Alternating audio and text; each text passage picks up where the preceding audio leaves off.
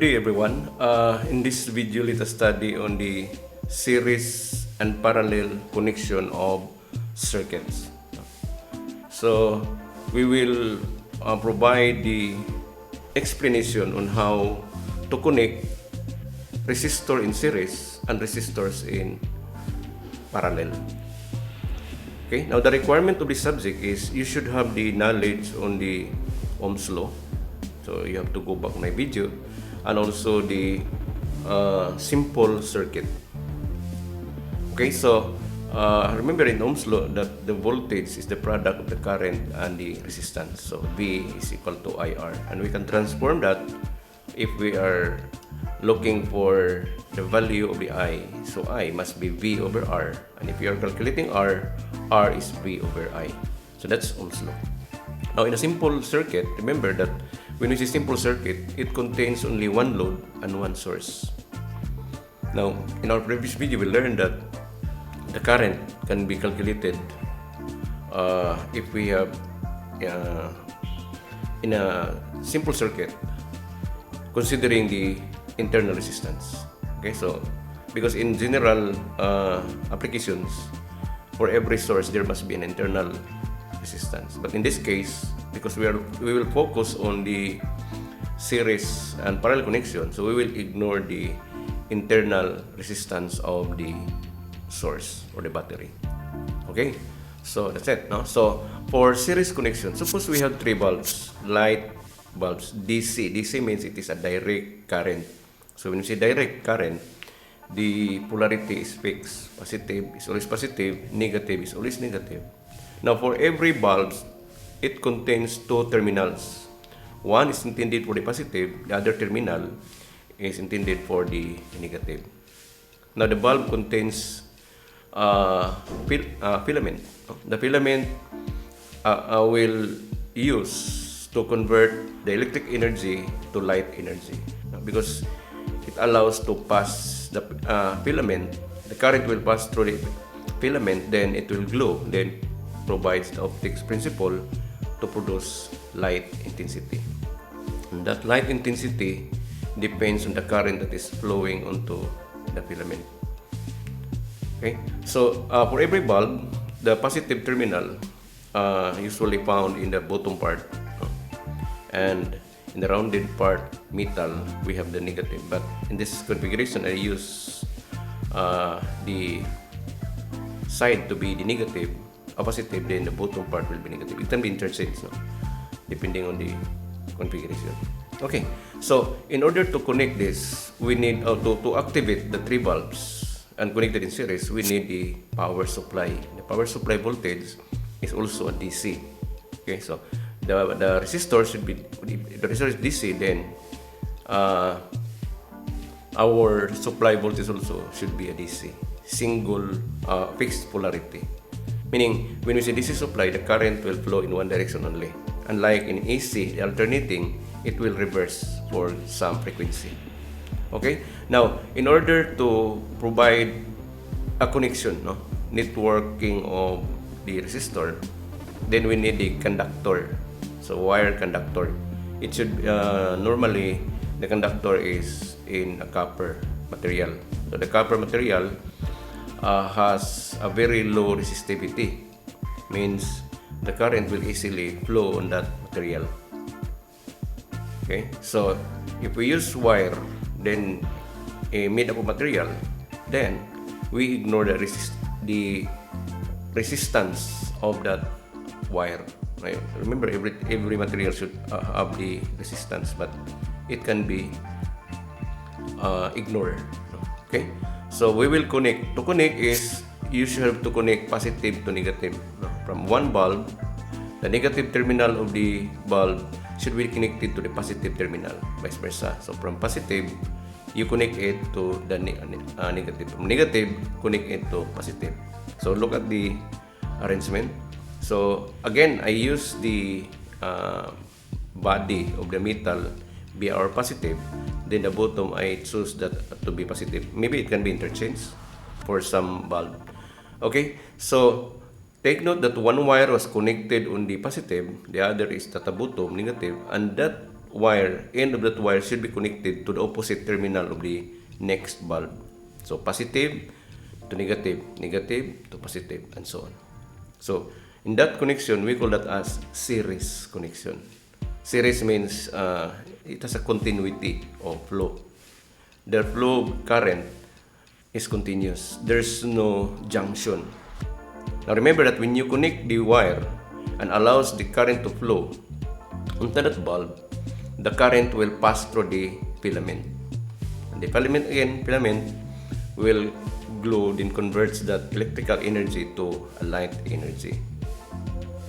Okay, so therefore, we need to connect it. Then at the end of the last bulb, it should be connected to the negative terminal of the battery. Then the cycle continues. But take note, look at because we have the switch, no?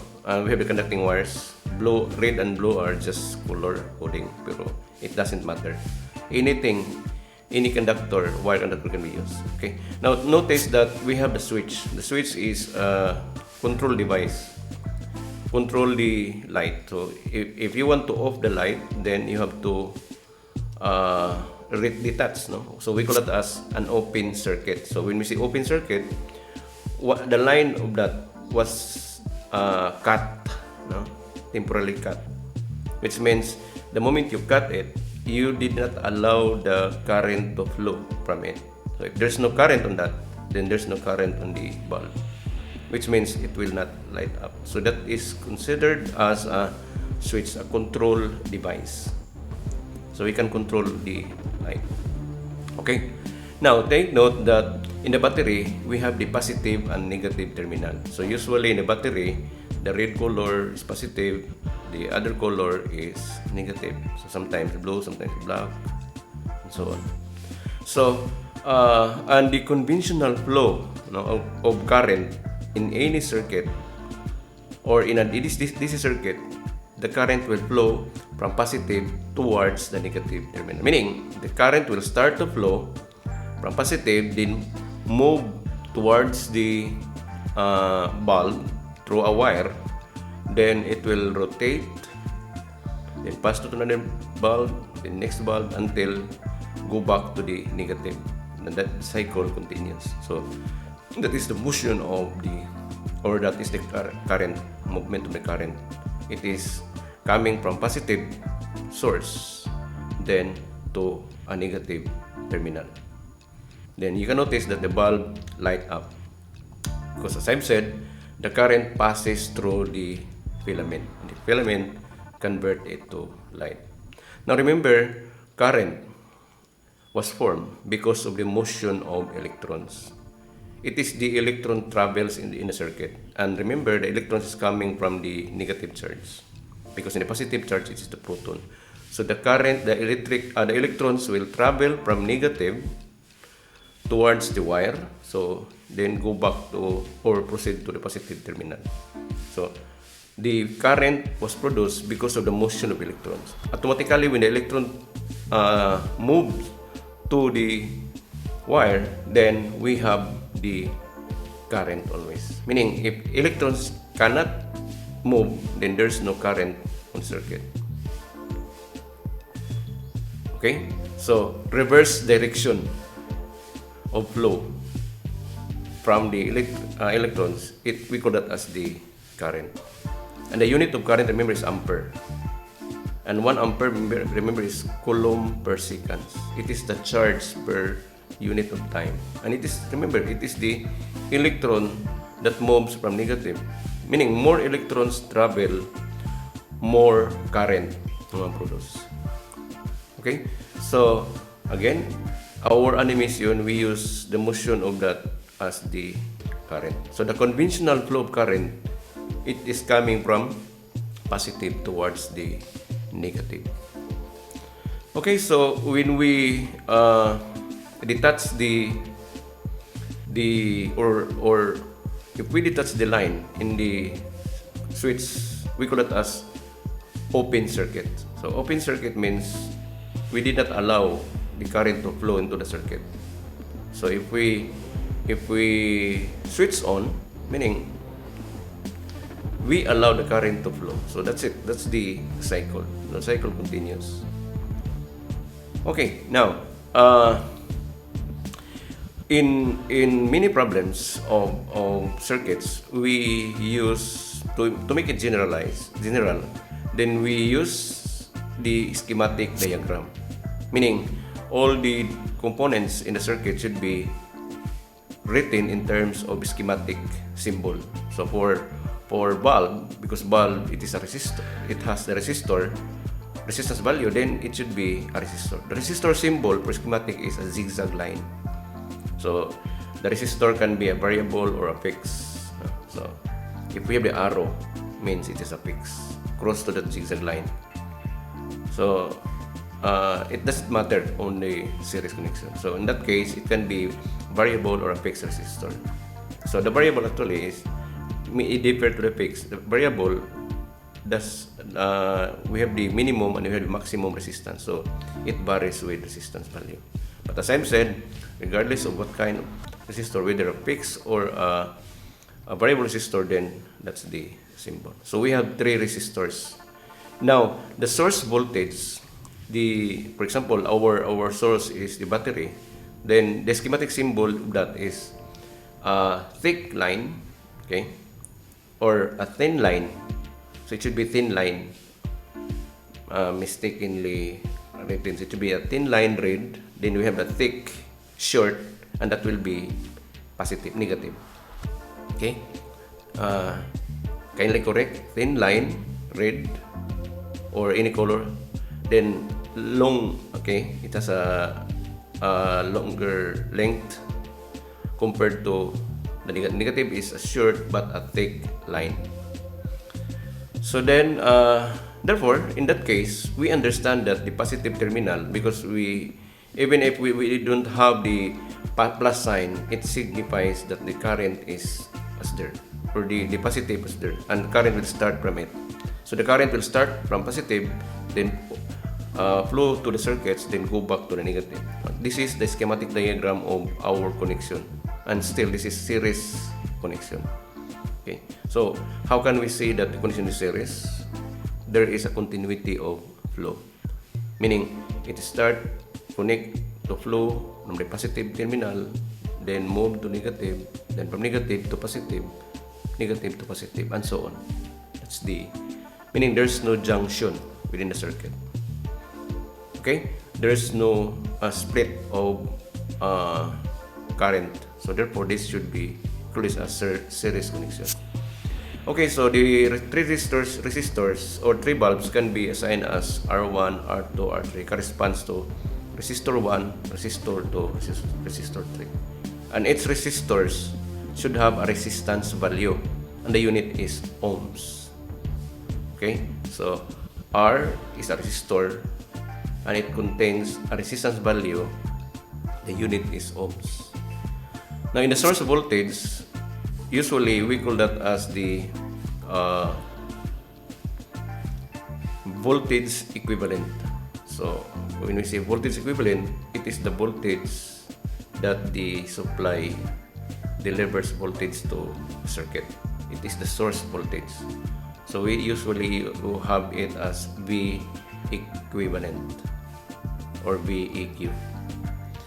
Okay, then take note that because we have the resistance, three resistors, then the combination of the three resistors, we call that as R equivalent. And that R equivalent is actually the same as the resistance on the source voltage, meaning the total resistance depends on the resistance in the circuit, but that resistance will be on the source, meaning the source should have enough energy to overcome the total resistance. So remember that the total resistance means it is the combination. It cannot be all the time you have to add it. Okay, so then the R equivalent means the combined resistance value, R1, R2, and R3. Okay, then remember the current will flow in that direction from positive towards the negative. Please do not forget. So the current will pass through to each resistance, and we have that as I1 corresponds to the current that flow on the resistor 1, then I2 for R2, I3 for R3. So we assign a current that flows onto that line. Okay. Now the question now is, so meaning if we have the R equivalent, then we must have the I equivalent. So there must be a relation on the current equivalent to its current on each resistor. And we have also the R equivalent relation to R1, R2, and R3. So if we have the R and Q equivalent as a function of its corresponding resistor or elements, then the V equivalent also must have the relation to voltages within the resistors. So take note that in Ohm's law, we have the resistance 1 and we have the current. So if we have the current and resistance, then there must be voltage. Okay?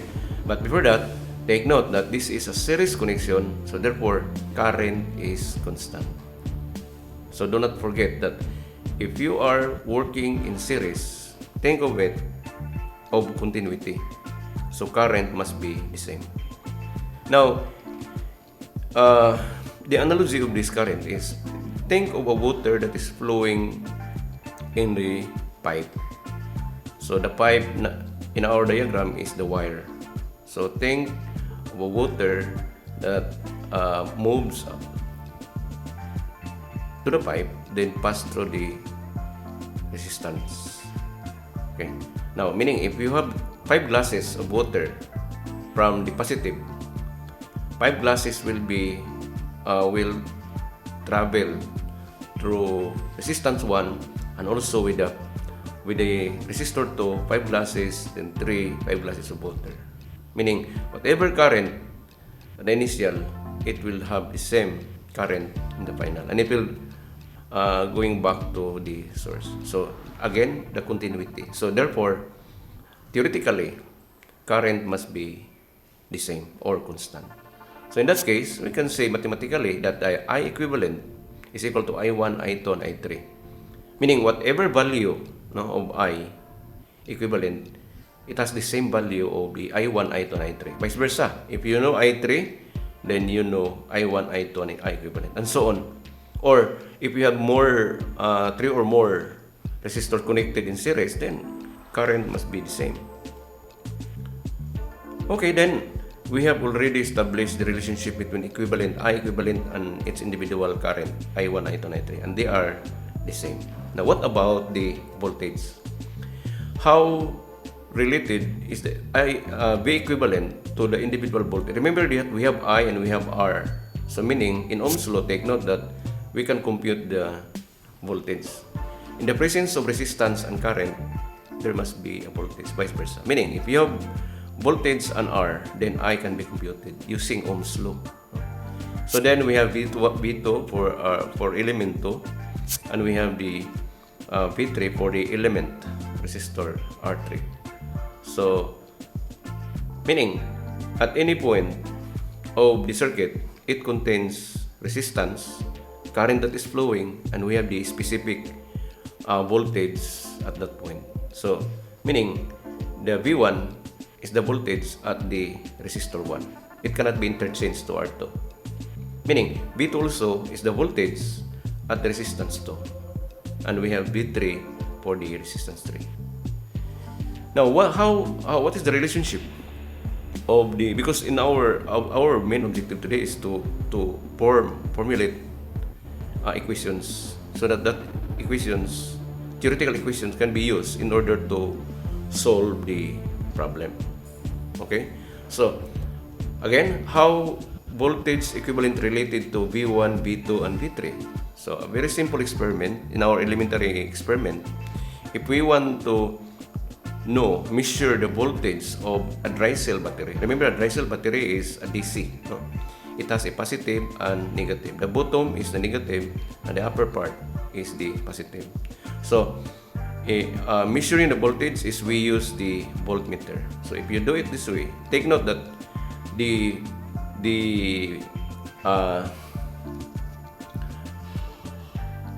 voltmeter is a device used to measure voltage. So it should be connected in a parallel to the battery, meaning positive to positive, negative to negative terminal. Because if you reverse it, the reading becomes negative. Okay, so according to a voltmeter is a device used to measure voltage. Okay, now if we want to measure current, then we use ammeter. Ammeter means a device that measures the current. For now, we use the voltmeter. Okay, so the reading says it is 1.5 volts. Now suppose we connect another battery and connect it in series. So remember, in series connection, positive to negative, negative to positive, and so on. So therefore, the reading is 1.5, no? Meaning the voltage. And usually, dry cell battery, the maximum is 1.5, no? More or less. So in that case, the reading, for example, is 1.5 volts. So if we connect another battery, positive to negative, negative to positive, it is a series connection. The reading says it is 3 volts. So if the reading is 3 volts, then it signifies that the additional battery, no, that we connect in series must have a 1.5 volts also, which means that it accumulates the voltage. The 1.5 volt for the one battery added by 1.5 for the other battery, the result is 3 volts. Now if we add another, the reading must be 4.5 more or less. So if the reading is 4.5, then it signifies that we have another 1.5. So in that case, remember that 1.5 volts, it is a voltage of its battery. So the first battery is V1, which has 1.5. The second battery can be as V2, that contains 1.5 again. Then the third battery, we have the V3, and it has also 1.5. And take note, the reading in the voltmeter is our voltage equivalent, meaning it is the combined voltage of the 3 batteries in series. So remember that the battery, it has the voltage, it has the resistance. So therefore, it must have the current also. So the 3 components should be present for any circuit. Okay? So in that case, V1 plus V2 plus V3 must be equal to V equivalent. That is in series connection. So going back to this problem, so meaning asking what is the relationship between the V equivalent to V1, V2, and V3, the answer is accumulating. Meaning, in order to calculate the equivalent voltage, you have to add all voltages in a series connection resistor. So just simply add V1, V2, and V3, then the answer is V equivalent. Meaning, more bulbs or more resistor you have more voltage. So if you increase it, then you are increasing the voltage. That's why in the one good example of series connection is our Christmas lights. Christmas light is a form of series, meaning positive to negative, negative to positive. And remember, each bulb of that series, it has a maximum only voltage of 2 volts. So remember, 2 volts, one bulb. Now if you use this power supply in our household, we have 220 volts, and you have only one bulb, then it will burn out. Okay, it will be busted when you use the 220 volts, because the 2 volts is very less than compared to 220. Now, in order to activate the circuits, you have to comply the requirements of the voltage. So, if you have only 1 volt, you add another light, becomes 4. Add another light. Okay. So, if you have 100 of bulbs, 100 bulbs of series, then it has the 220 volts. So you have add more until it meets the requirement of 220 volts as the source. So that's the purpose of having a series connection. So you can increase the voltage as you wish. So depending on your source. Okay, so that's it. No.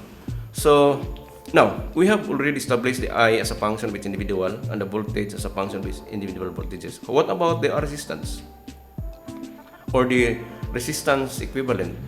How R equivalent related to R1, R2, and R3? The answer is we will use the formula of I and V equivalent. So the existing formula says that the voltage is V1, V2, V3 equivalent, and the I is constant.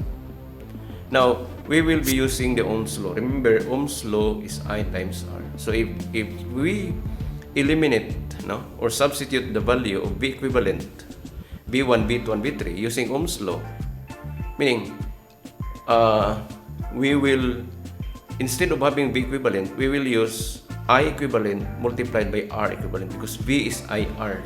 So meaning the V equivalent can be replaced mathematically by I equivalent multiplied by R equivalent. And so with V1, but V1 is I1 times R1. And also V2 is I2 times R2. I3 times R3 for V3. Okay, let's do it. That's it. So we have I equivalent multiplied by R equivalent, that is V equivalent.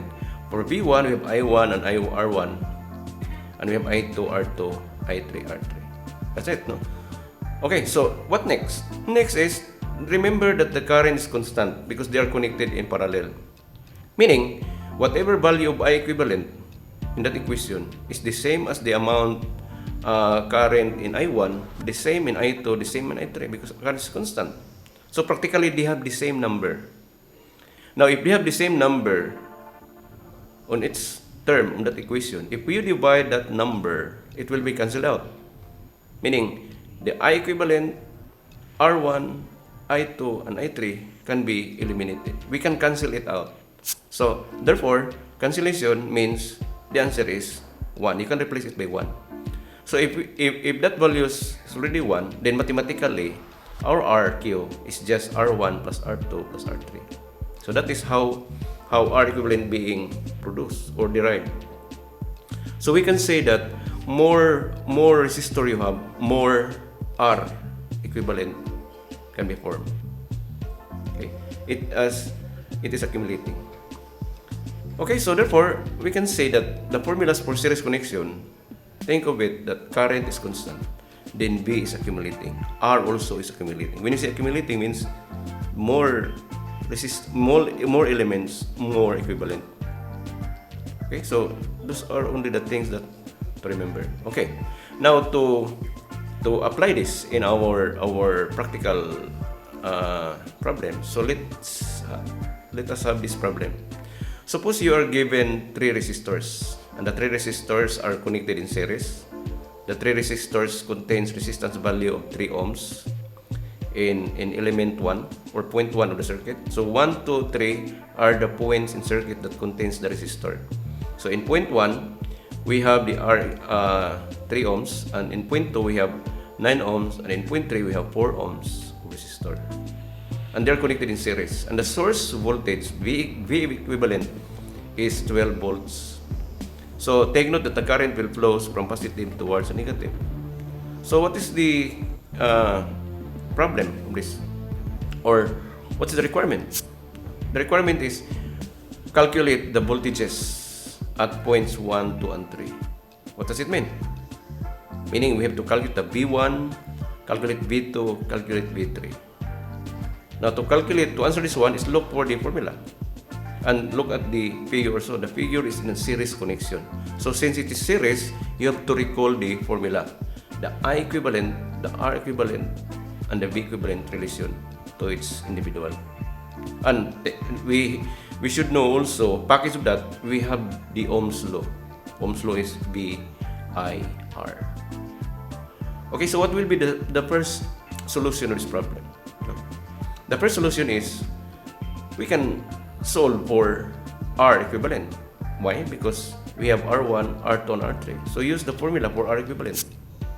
So we have to add the resistors 3 ohms, 9 ohms, and 4 ohms. And the answer is 16 ohms. So 16 ohms is our equivalent resistance in the source. That's R equivalent. Now take note that we have already R equivalent and we have the V equivalent. Now using Ohm's law, I equivalent can be computed, transform that equation. I equivalent is V equivalent over R equivalent. So we can now replace the V equivalent with 12 volts and our R equivalent is 16 ohms and the answer is 0.75 amperes. Remember that the unit of current is ampere. It is coulomb per second. 1 coulomb per second is 1 amp or big letter A. So therefore, we already calculated the I. But remember, what's the purpose of this? What's the purpose of calculating I? Now remember that current is constant. Current is constant because this is circuit. So since we know already the current in the source or the I equivalent as 0.75, then it follows that the current that pass through element 1, element 2, and element 3 are the same current as 0.75 amperes. Okay? So therefore, the I1, I2, and I3 should have the same current as I equivalent to be 0.75 ampere. Okay, so therefore, we had already the current. So, in each terminal, in each point, I1, point 1, point 1, point 3, we have already the current and we have the resistance. So, therefore, we can solve for the voltage. That's it. Very easy to solve, no? So therefore, we have already the resistance, I resistance, no? R equivalent, we have 16 ohms, we have the current equivalent as 0.75 with the voltage. Then we are now ready to solve for the V1. So calculating the voltage, individual voltages in each element or points, then you have to use Ohm's law. Take note that, as I've said, at any point in the circuit, Ohm's law is applicable at that specific only. You cannot interchange. So meaning, I1, V1, it should be I1, R1 respectively. You cannot jump to another point because at any point of that, you can apply Ohm's law. So since we have already the resistance and current, then resistance current, then we can solve for the voltage. So I1 and R1. So substitute the values 0.75 for I1 times R1 as 3 ohms. Then the answer is 2.25 volts. That's the voltage in the point 1 of the circuit. Okay, then for V1 it should be V2 I2 times R2, but I2 remember is 0.75, multiplied it by 9 ohms for the R2 and the answer is 6.75 volts. For the V3 in point 3, it is I3 times R3. Remember, I is the same as I equivalent, so meaning it is also 0.75 amps multiplied by 4 ohms and the result is 3 volts. These are the answers to the problem. Calculate the voltages at points 1, 2, and 3. So the answer is, for V1, we have 2.25. For V2, we have 6.75. And V3, we have 3 volts. These are the answers to the problem. The question is, are these answers correct? How to verify this? Okay? To verify is, look at, you can add, look at the formula. The formula says that the V equivalent should be the sum of B1, B2, and B3. Meaning, if we add the 3, the result should be what? The result should be 12 volts. And according to the result is exactly 12 volts. It can be more or less, no? More or less close to that value, depending on rounding of numbers. So, it happens that our decimal, actually the exact value. No? So, 2.75, 6. If you are rounding of numbers, then you can expect not exactly, but very close to that. But the difference is not significant. So meaning, it's okay. No, our solution is correct. Because why? Because the sum is 12 and our V equivalent is also 12. So therefore, these are the answers to the problem. Okay, so that's it, no? So all you need to do is to know the formulas. Very simple. In series, I is constant. Okay, now suppose, look at this one. In practical problem, if the 3 bulbs are connected in series, the question now is, what will happen if the bulb in point 1 or R1 was busted while operating. Meaning, when you say busted, the filament was detached because it is beyond its maximum, because its filament of the bulb have the maximum current of flow. Suppose the filament cannot hold the current of flow, then it will detach. So when the bulb doesn't light anymore, so the one reason that is the filament was already detached. So meaning when once filament was detached, then there's no current flow in that, so it will be busted. So if it has no current, then that bulb will not light up. So in that case, if that bulb will be busted, then it doesn't have the light, and also the second bulb to the third bulb also, and so on. So all bulbs connected in series will be turned off also. Why? What's the reason? Even if we have only the damage is on the first bulb only, but it will affect to the whole system. Why? Because they are connected in series, and in series, current is constant. Why is it that a bulb lights up? The answer is because of the presence of current. It is the current responsible that the bulb lights up, because it passes through the element, the filament of the bulb. But in that case, since there's no current in I1, there's no current in I2, there's no current in I3, meaning all must be shut off. Meaning it will not light up. That's why in series connection, if you notice, if you follow the bulbs that are connected in one line, if one will not functioning, one bulb, then all of that will be turned off. But you can notice our Christmas lights, some are light up. Now the series now is composed of series and parallel. So series one line, then they are connected in a parallel. So if one bulb only busted, then that line will be shut off, but the rest is also functioning. Okay, that's it. So that's the result if we have the first bulb become busted. What about the second? So in second, the same. No? The same, because I2 is 0, then I1 is 0 also, and I3. So everything will be shut off. And also, if we have the third bulb, again, similar. So that's the advantage of having series connection. Because in series connection, if one bulb is off, then everything will be off. So in our household, is it advisable to use series connection? Of course not. Huh?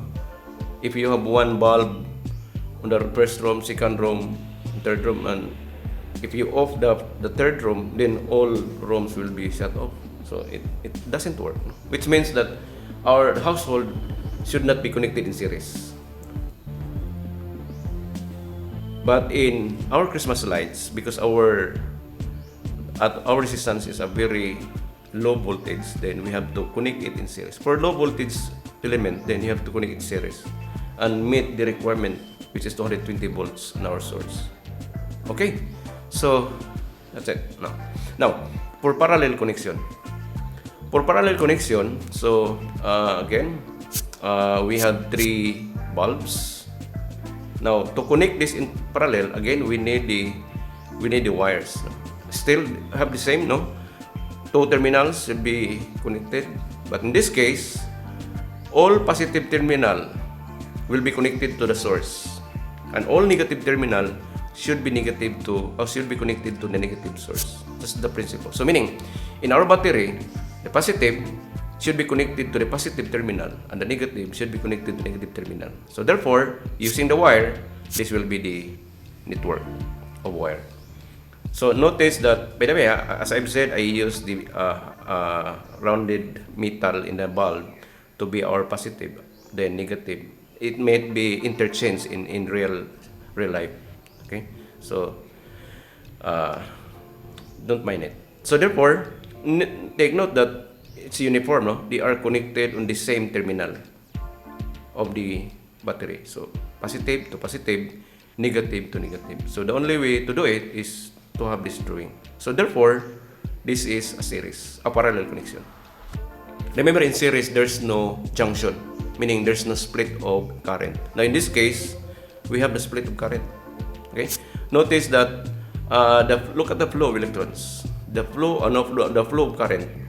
The flow of current from source. Look at the flow from positive at the point above the resistor 1. The current was split into two. No? Some current passes through first bulb, then continue to flow. But at that another point above the bulb 2, the current was split again by 2. So one current flows to the bulb 2, then the rest proceed to bulb 3. Then if you continue it, the two splitted current was combined again to form as one, then meet the current from bulb 1, then combine it, then going to the source. Then the cycle continues. So again, how can we say that the connection is parallel? The answer is, if the current was split into two or more junction or points from that point, then we call that as parallel connection. Okay? Pero if there's no split, then we call that as series. That's this is number one investigation. Okay? So again, this is a parallel connection. So meaning, first bulb is parallel to second bulb, and the second bulb is parallel to the third bulb. Meaning, first bulb is also parallel to the third bulb. Then, the three bulbs are parallel to the source. So, these are all purely a parallel connection. Okay, so if we switch off, meaning open circuit, then the bulb doesn't light. Why? Because all the current are zeros. Because there's no current coming from the source. So, therefore, it stops moving or lighting. So then when we on, close the circuits, then current will continue. Okay, so then let's have the schematic diagram again. So replace the source by, again, the red color must be a thin line. The negative is a thick and short line. So it was mistakenly illustrated. So the positive is the longest line. Then this is a source. A source, the current coming from the positive going to the circuit. Okay, so this is a schematic diagram. Then still we have the R1, R2, and R3 corresponds to the three resistors. We have the supply voltage as B equivalent. We have the current that flows. Look at the flow of current. From the positive, the move then split into two. But in above R2 junction, then we have the current will split again into. So that's it. So then cycle continues as long as the source is capable of supplying voltage to the resistors or to the bulbs or any resistors. Then it will continue flowing in the same direction, one direction only, because it is DC. Okay, so the current that flows on R1 is I1 again, I2 for R2, I3 for R3. So we still have that elements. Because as I've said, in the circuit, there must be resistance, current, and voltage. Which means that Ohm's law is always applicable for that point only. You cannot jump to another point. Okay, so then we have the I equivalent because we have I1, I2, and R3. Still, we have these elements. And we have R equivalent also. Now, if the series connection, the I is constant because of the word continuity. Now, in this case, the current is not constant. Take note of that. Why? Because it was split. Meaning, we cannot say that whatever current flows in I1 should be equal to I2, equal to I3. No, it doesn't have. It depends upon the resistance. More resistance, less current. Remember, it's inversely proportional. So, the question now is, what will happen to the formula? Now, in a parallel connection, voltage is constant. So this is, bear in mind that for series, current is constant, but in parallel, voltage is constant. Meaning, V1 is equal to V2 is equal to V3. Why? Okay? What is the evidence? Okay? The evidence is again going back to the simple experiment or elementary experiment. knowing the voltage of the battery, we should have the voltmeter. Now, if you do it again, the reading must be 1.5. So, positive to positive, negative to negative, we call it actually parallel connection. Okay? So, obviously, the reading must be 1.5. Now, if we add another battery and connected in parallel connection, so in parallel, we use the metal, no, to add more. So, if we have two batteries, the reading still 1.5, meaning it doesn't change. So, if you want to verify this, then you can do it at home. No? Do it yourself using a voltmeter. You should have the voltmeter and you have the battery. Then try to connect it in. But by the way, I use the metal. No? Metals. Do not use material, non-conducting material. So it should be metals, the lower and the upper part, so that they are connected to each other. So positive, positive, negative, negative. The reading still 1.5. If we add another, meaning even if we add another 1.5 volts, still it is 1.5 volts. Then for the third, no, we have the same reading as the previous, which means that if you add 3 or more batteries, the voltage reading is the same. It doesn't matter. But remember, in series, voltage is accumulating. Meaning, in series, if you have more 1.5, then be careful of touching the wire because you might be electrified. But in this case, even if you have millions of voltages of batteries connected in parallel, it will remain as 1.5. Why? Because they are connected in parallel, and in parallel, voltage is constant. That's a very important principle. Okay? Now, what do you think? What's the advantage of having more batteries? If you have more batteries, you have more source. Meaning, your source will last more than compared to few numbers of batteries. Meaning, it is just like water, no? If you have a water in the glass, it's better to have water in a container. It will last for your needs, no? Okay?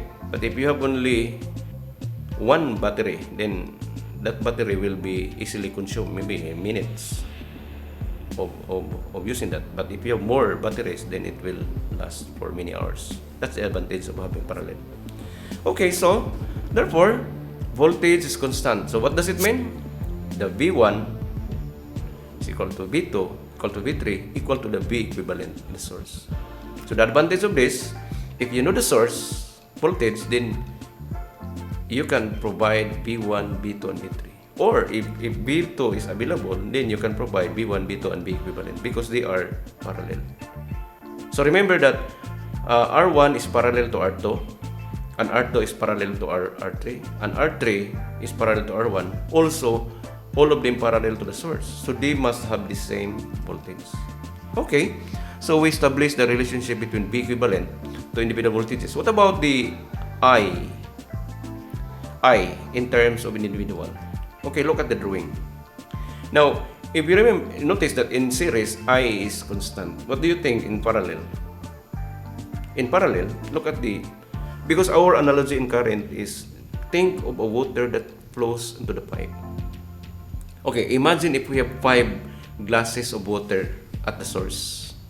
Then that 5 glasses will start to travel. Then at the point above the R1 is a junction point, which means that some water will flow into R1, other to the other line. Suppose we have 2 glasses, because not all water will flow into the R1. So suppose we have only 2 glasses, which means that I1 is 2. Okay? Now, the 3 glasses will flow, but another junction occurs at above the R2. So meaning, some water will flow. Remember that we have only 3 glasses of water flowing that. Now, suppose there are two glasses. 2 glasses flows on the R2, meaning I2 is 2. And the 1 glass of water continues to travel up to R3, and that is the I3. So we have 1 glass of water. Okay, so what will happen next? Then it will continue. The 1 glass of water in I3 will combine into 1 for the I2, becomes 3. And the 3 combined to I1 becomes 5 again. Then going cycle continues. Which means that the total equivalent, again, is the sum of I1, I2, and I3. Even if they are split to several values for every junction, but they will meet as one at the end point. So, the 5 losses will combine again. But remember, the 5 losses was divided into I1, I2, and I3. Not necessarily equally.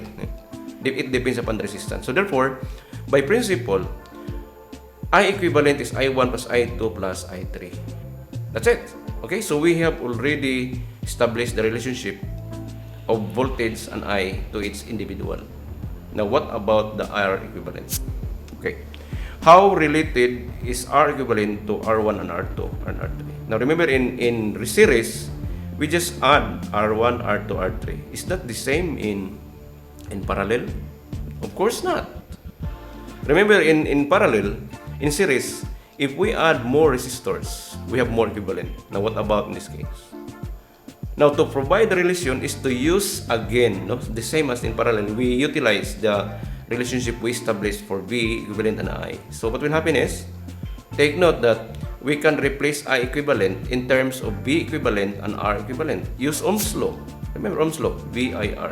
So, I is equal to V over R, which means that I equivalent can be replaced by V equivalent over R equivalent, and also the I1 can be replaced by V1 over R1, I2 V2 over R2, I3 is V3 over R3. That's it. We eliminate I in our second equation and use the Ohm's law. The reason is, we want to involve the R equivalent. Now, what about the voltage? Now, remember, voltage is constant because they are connected in parallel, which means that whatever value in V equivalent, the same value present in V1, the same value in V2 and V3. So, they must have the same value. In algebra, each term contains the same number equation. If you divide it, that value with that number, then it will be cancelled out. It will be cancelled out and replace it by 1.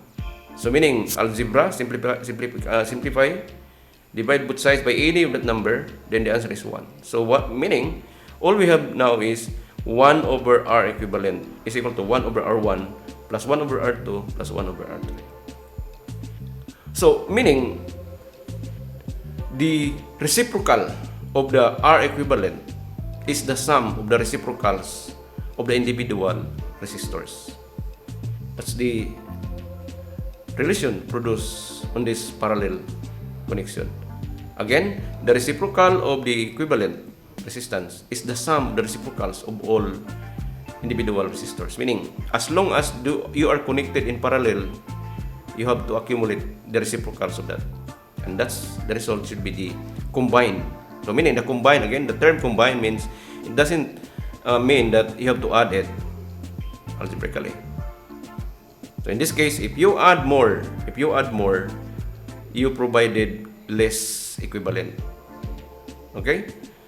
So, this is it, no? So, if we have 3 or more resistors. Now, what about if we have only 2 resistors? What do you think? If you have 2 resistors, then you can use the algebra, combine the fractions, then solve for R equivalent. Okay? Just like that one. If we have 2 resistors only, R1 and R2. So, what is the R equivalent? R equivalent is 1 over R1, okay? 1 over R1, R equivalent plus 1 over R2, and that is the 1 over equivalent. Then, combine the denominator, okay? Then, take diagonal product, then solve for R equivalent. The answer is R1 times R2 over R1 plus R2. Which means, mathematically, this is purely mathematics, no? So you just go over that. Meaning, if you have 2 resistors only, and you want to know what is the R equivalent of the 2 resistors, think of this. The product of the 2 divided by the sum of the 2 resistors. That's it. Very simple. Okay? So, again, this is only for 2 resistors. Meaning, if you have 3 resistors, you can combine the 2, the product of the 2, divide the sum of the 2. Then after that, the result should be the product of the 2 again, considering the third one, then divide the sum of the 2. Then, if you have more, now, the purpose of that is you are, you skip the reciprocal. Because sometimes reciprocal can be, when you are calculating, That's one source of the error for students. Because remember that 1 over R equivalent is the reciprocal. It is not yet the R. So you have to take the reciprocal of that. So to avoid having that value, then you can use this technique or any of the method you can use. Okay, so therefore, let's have the formula. Meaning, in parallel, voltage is constant, then I is accumulating, then the R is the sum of the reciprocals. The reciprocals of R equivalent is the sum of the reciprocals of individual. But if we have only 2 resistors, the product of the 2 divided by the sum of the 2 resistors. Okay, very clear. Okay, so therefore, suppose we have the problem, okay. Suppose the source voltage is 12 volts again, and we have these 3, I think this is the same resistor as before, but they are of different connection. Because this is now in parallel connection. So 3 ohms, 9 ohms, and 4 ohms connected in parallel. The source is 12, still 12. Okay, what's the question? The question is calculate the currents on each point 1, 2, and 3. So what is the current that flows into the 3 ohms, the current flows in 5 ohms, and the current flows in 4 ohms? How will you solve this problem? Okay, remember there are 2 methods or 2 ways to solve this problem. Now, I think the most easy method is, remember that the constant is the voltage is constant, and we have already remembered. The question is, what is I? I1, I2, I3. I1 requires what? Requires V1 and R1. But remember that they are connected in series or parallel. Then it follows that V1 is 12 volts. So therefore, we can provide immediately the value of I1. And I2, in order to calculate I2, we need V2 and R2. And V2 is 12 volts. And our R is 9. And so with the 3. Point 3. I3 is V3 over R. And V3 again is 12 volts. So therefore, very simple. Because why? Because voltage is constant. So therefore, all of them must be 12. V1 is 12, V2 is 12, V3 is 12. So then, with that, we can solve for I1.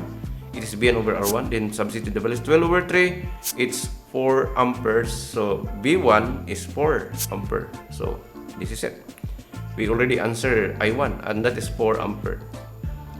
For V2 or I2, it should be V2 over R2. And remember, our V is still 12, and our R is 9. So the answer is 1.33 current. That is the current that flows into point 2. It is 1.33 amperes. For I3, again, use Ohm's law. It is V3 over R3. V3 is still 12, but R3 is 4 ohms, and the answer is 3 amps. So we have these 3 currents. And these are the answers to the problem. So we provided the easiest way to do it. Now the question now is, are these answers correct? Do you think are this correct? Is 4 ampere correct current that flows on point 1, 1.3, 33 for I2, R2, for point 2, and 3 amps for 4.3. Okay, now to have this by checking, we have to verify it whether that answers are correct. How to verify? Okay, now remember that in our formula, I is accumulating, meaning the I equivalent is equal to I1, I2, I3. So we calculate I1, I2, and I3. So if we use the formula, adding our results, 4 plus 1.3, 33 plus 3, the answer is 8.33 amps. Meaning the I equivalent is what? The I equivalent is 8.33. Now, we have the I equivalent and we have the V equivalent as 12. Okay, or remember that we can also calculate the R resistance or R equivalent because we have already I. Okay, so then we can solve for the R equivalent. Take note, take the reciprocals, 1 over 3 plus 1 over 9 plus 1 over 4. But take note that if you combine the 1 over 3, 1 over 9, 1 over 4 is still just the reciprocal of R. So all you need to do is to what? the result of adding 1 over 3, 1 over 9 is purely a decimal, then when you take reciprocal of that, it is greater than 0. So the answer is 1.44. So careful on your algebra. So the R equivalent, or the combination of the combine of 3 resistors in parallel provides 1.44 ohms. Okay, so we have already the value. No? We have the value calculated 8.33 for the I equivalent. We have the R equivalent of 1.44. Then we can now verify if this result provides 12. Remember, the result should be 12. Meaning, if you use Ohm's law, okay, if you use Ohm's law, it is the V equivalent is just the product of I times R. So we must multiply what? The 8.33 multiplied by 1.44. And the answer is 11.99 volts. Okay? So remember that 11.99 volts is approximately equal to 12 volts. Why? Because take note that the 11.99 happens only because we round the number of the current. But that result, remember, from the source, not significantly different. Meaning, our answers I1, I2, and I3 are correct because they have the same answer. Okay, so that's it. That is how we use theoretically. Meaning, without the actual materials, without using the electric devices, the meters, no? The voltmeter and ammeter, we are able to provide the answer, and that is by theory. So formulas are very important. Okay, now let's have the practical question. Now, in series, we understand that if when one bulb becomes busted, all must be affected, meaning it won't light up. Now, what about in parallel? What do you think? Why is it that the bulb shut off? Why is it that it won't produce light? The reason is because there's no current. In series, everything will be shut off because if one is 0, the rest becomes 0. But take note of the parallel. In parallel, I is not constant. Meaning, even if this bulb will shut off, the other bulb will still the same. And increase its intensity, of course. No? If we have this portable storage of energy. Okay? So meaning it doesn't affect the system. So when you have the switch at that point, then that bulb only will shut off. But the rest are working. Okay? So if we off the second bulb, then again that bulb only will be off. The rest are activating. Similarly, in the third bulb, if that bulb will shut off, then the rest are activating. Now, what do you think? What's the difference of this? Suppose we have 2 bulbs. What's the difference? Suppose our source is stable, okay, but remember that the source voltage in the battery is consumable. Meaning, suppose the 2 bulbs becomes busted. So what will happen? What's the difference? The difference is, notice that the intensity of light of one bulb is increasing because all water was delivered on that point because we have only lost the connection on the 2 resistors. So the difference is the current actually, but still it is working. For continuous supply, just like our electricity, in LICO,